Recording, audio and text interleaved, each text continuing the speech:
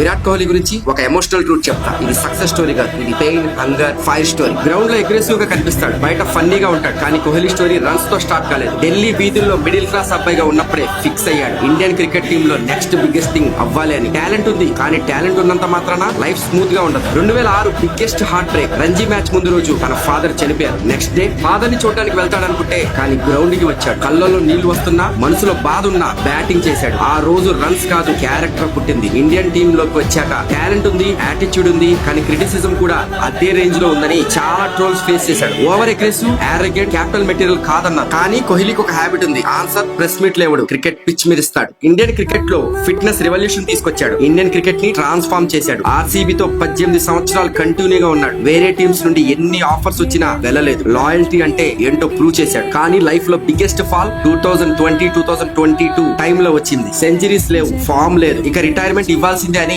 Memes కూడా చాలా వచ్చాయి. అందరూ అన్నారు కోహ్లీ అలా అయిపోయిందని. కానీ లెజెండ్స్ రిటైర్ అవ్వరు, రీబిల్డ్ అవుతారు. ఆసియా కప్ లో కమ్బ్యాక్ సెంచరీ, వరల్డ్ కప్ లో ఊచకొత పోసాడు, మళ్ళీ ప్రూవ్ చేశాడు ఇండియన్ క్రికెట్ బాస్ నేనేనని. కోహ్లీ జస్ట్ క్రికెటరే కాదు, వాకింగ్ బ్రాండ్ అయ్యాడు. నెట్వర్క్ 1000 కోట్ల పైగానే, DCC కాంటాక్ట్స్, IPL క్రోస్. అవి మాత్రమే కాదు, రాంగ్ fashion brand, 18 Puma partnership, restaurants, gym, startups, 20+ brand endorsements. ఒక్క ఇన్స్టాగ్రామ్ పోస్ట్ కి 8 నుంచి 10 కోట్లు చార్జ్ చేస్తాడు. Not just king of cricket, king of comebacks కూడా. విరాట్ కోహ్లీ అంటే జస్ట్ క్రికెటర్ కాదు, he's fire, he's emotion, he's obsession.